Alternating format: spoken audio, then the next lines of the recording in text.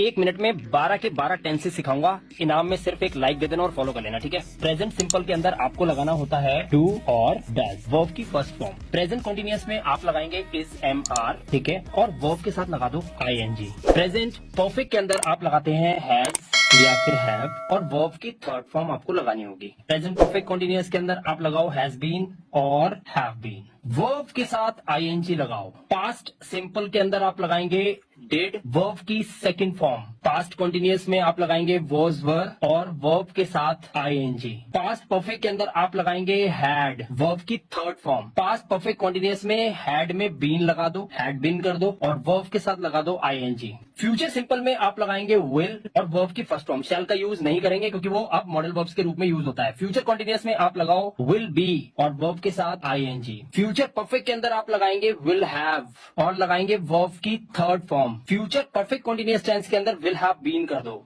और वर्ब के साथ लगाओ ING. Simple. For more updates, subscribe to our channel, click the show links and enjoy watching the videos.